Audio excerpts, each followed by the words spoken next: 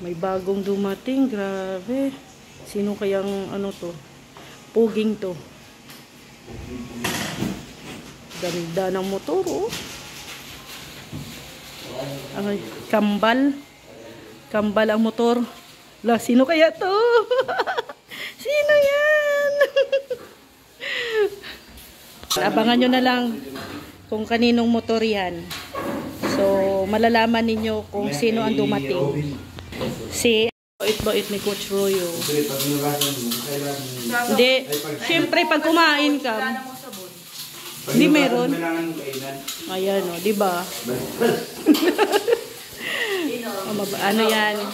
Pag ano talaga, gumamit, kailangan hugasan. No? Walang tubig. Ah, inom. Oh, diba? Oh. Tapos ano, dito ka magpuna sa buhok. Ayos ka rin, na. Para may flavor yung amoy. And another mission. No, bawal mag-aircon. Bilis. Si Kalingap Dan ang ating pilot ngayon.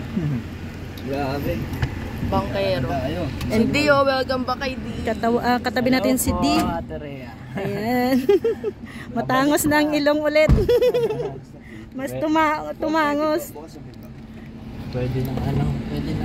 Natatakot ako di sa pag-games nung birthday ni Julian. Na-trauma ka na mag-basketball. Natatakot.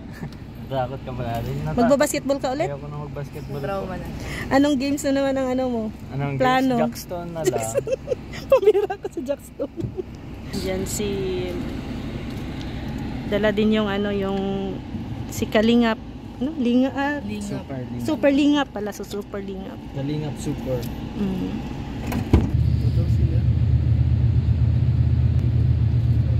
And i-continue natin yung interview natin kay Kalingap Hana kanina. Oo. Ayan, sana nga tayo Kalingap Hana yung sa sa payo mo or opinion mo lang para kay Kuya Murab. Ayun nga po, once na naging po kasi tayo, charity vlogger o naging Kalingap, hindi tayo pwede maging selfish. Madami na kasi tayong obligasyon, madami na umaasa sa atin na beneficiaries. Pero sa tagal na ni Kalingap Rab na tumutulong, syempre naiintindihan ko din yung part niya na nakakapagod naman talaga kapag puro tulong na yung ginagawa mo, pero mga masasama or negative pa din yung nakikita at hinahanap sa'yo ng mga tao. So ano lang, si Kalingap Rab di naman yan susuko, syempre sobrang tatag niya ni Kalingap Rab. Pero kung kailangan niya ng pahinga para sa peace of mind niya at para din sa mga beneficiaries niya, magpapahinga lang yan si Kalingap Rab. Kaya in the future Hana, syempre ikaw may plano aside sa charity vlog, may iba ka pa bang plan na gagawin in the future? Content? Content. Bukod sa charity. Meron yung mga good vibes at saka gusto ko sana i-try yung ghost hunting. Ghost hunting para challenging. Parang malapit na ang Halloween. Oo, sakto nga eh. Sakto. I-try natin yun. Sige, diyan natin masusubukan. Ang Team Brooks. Diyan natin masusubukan si Hana sa kanyang content. Creativity. Oo, tama. Thank you, Kalingap Hana.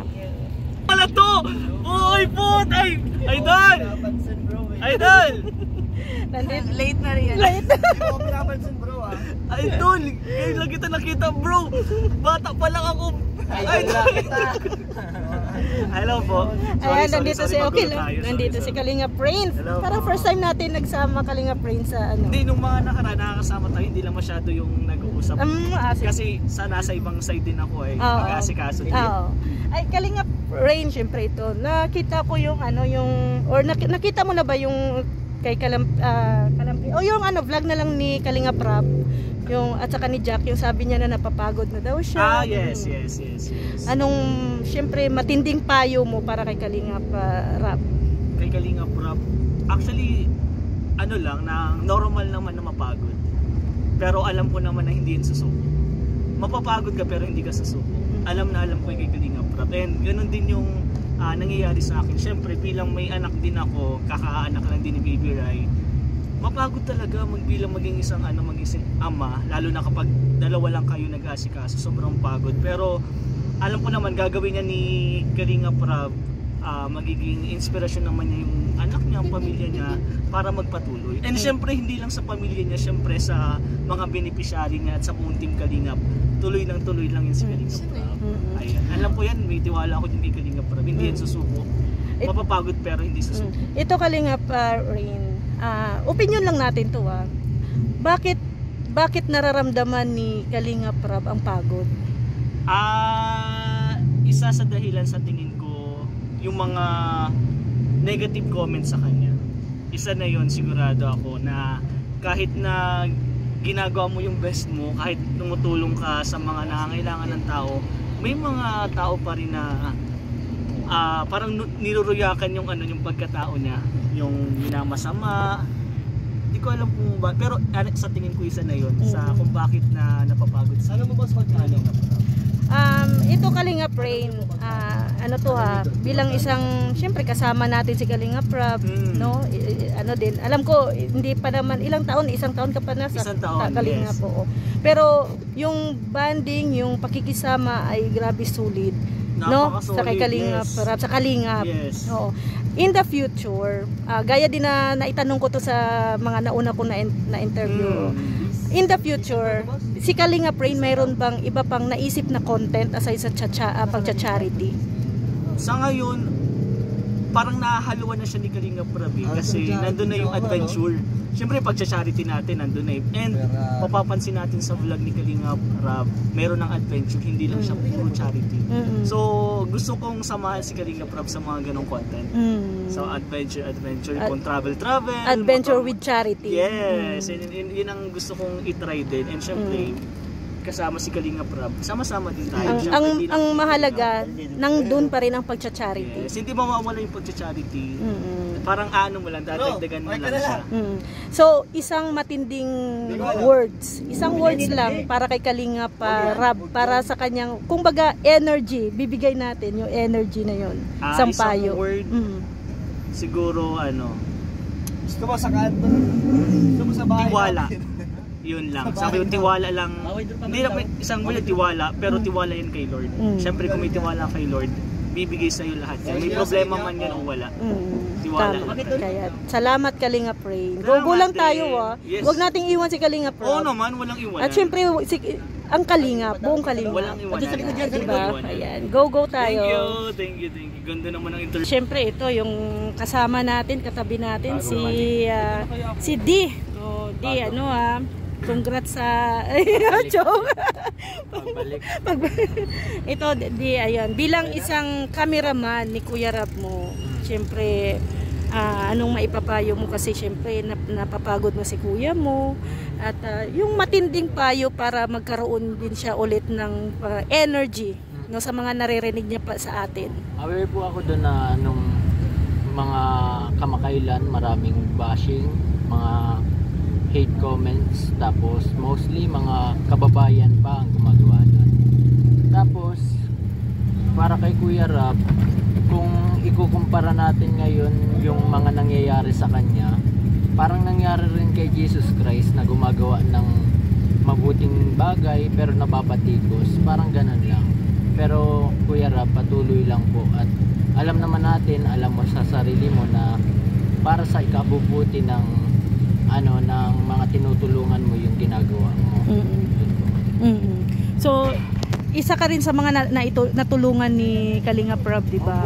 Sa pamamagitan po ng Saya yung vlog niya. So ayan, nilipat si D doon sa sa cameraman. Siya nananatili pa rin si Kuya. Kasi one family. Hindi na talaga mapapatinag yan sa kahit saan. Tama. Kaya go lang Yes, go lang. Yan ayan tingnan nyo, ang saya-saya na dito. Yun ay grabe lang dyan sila Kalinga Prab. Ha? Nagmotor. Sino si Rain? Rain? Isa. At saka si Mikoy. Si Joma.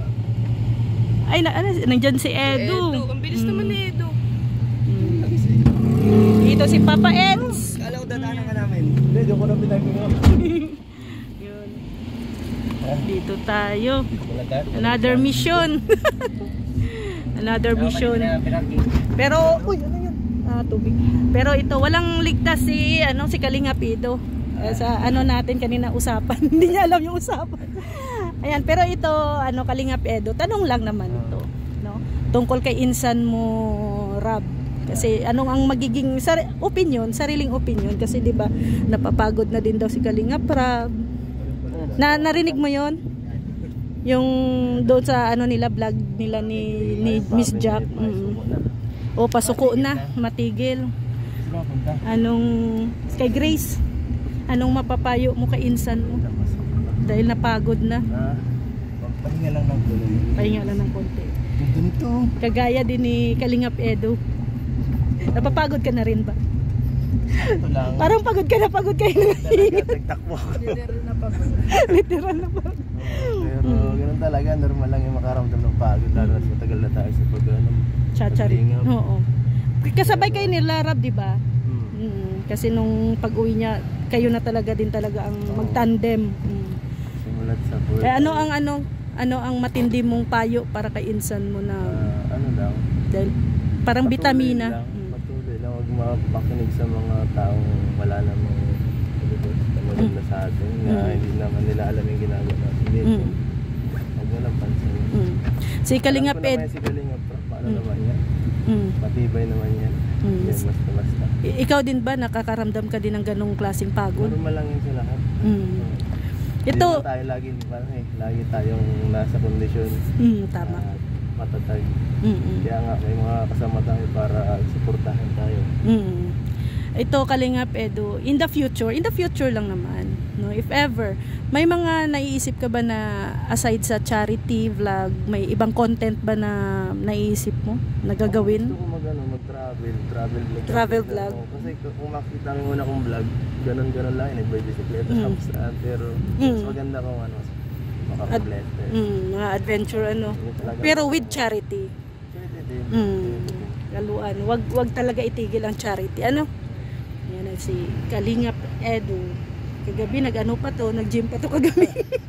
Yan talaga wala na. Hindi na lang oras para makapag. Correct. Kailangan healthy din minsan Hindi din minsan, dapat araw-araw healthy. Kailangan maganda tingnan sa camera. Macho. Dito tayo.